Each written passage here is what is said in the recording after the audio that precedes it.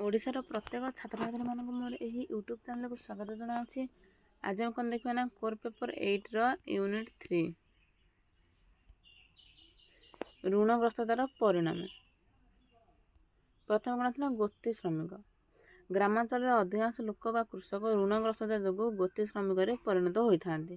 ଗରିବ ଚାଷୀ ଋଣ ପରିଶୋଧ କରିବା ପାଇଁ ସମସ୍ତ ଭୂସମ୍ପତ୍ତି ବିକ୍ରୟ କରିଥାଏ। ଯଦି ଋଣ ପରିଶୋଧ କରିବାରେ ଏହି ଟଙ୍କା ଯଥେଷ୍ଟ ହୋଇନଥାଏ ଏବଂ ଋଣ ପରିଶୋଧ ପାଇଁ ସେ ଅନ୍ୟ କୌଣସି ବିକଳ୍ପ ଦେଖିନଥାଏ, ତାହେଲେ ଶେଷରେ ସେ ଗୋତି ଶ୍ରମିକ ଭାବେ କାର୍ଯ୍ୟ କରିଥାଏ।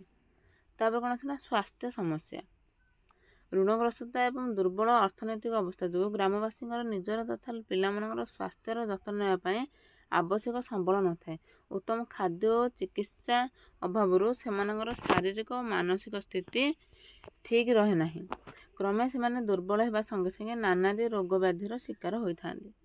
ତାପରେ କ'ଣ ଅଛି ନା ଦାରିଦ୍ର୍ୟ ବୃଦ୍ଧି। ଋଣଗ୍ରସ୍ତତାର ମୁଖ୍ୟ ପରିଣାମ ହେଲା ଦାରିଦ୍ର୍ୟ ବୃଦ୍ଧି। ଥରେ ଋଣ କରି ମହାଜନ କବଳରେ ପଡ଼ିଲେ ସେଥିରୁ ମୁକୁଳିବା କଷ୍ଟକର ହୋଇପଡ଼େ।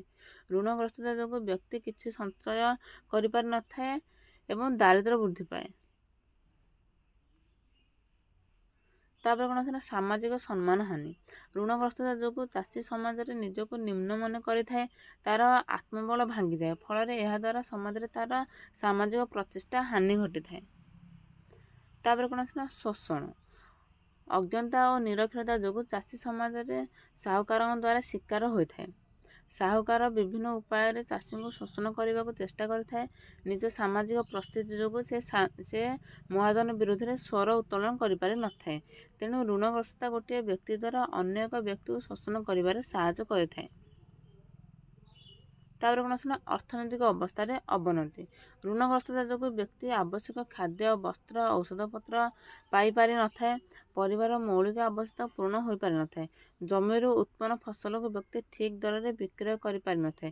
ଏହା ଚାଷୀର ଆର୍ଥିକ ଅବସ୍ଥା ଉପରେ ପ୍ରତିକୂଳ ପ୍ରଭାବ ପକାଇଥାଏ। ତାପରେ କ'ଣ ଅଛି ନା ମନୋବୈଜ୍ଞାନିକ ସମସ୍ୟା। ତାପରେ ଅଛି କୃଷିର ଅବନତି। ତାପରେ ଅଛି ଦାରିଦ୍ର୍ୟ।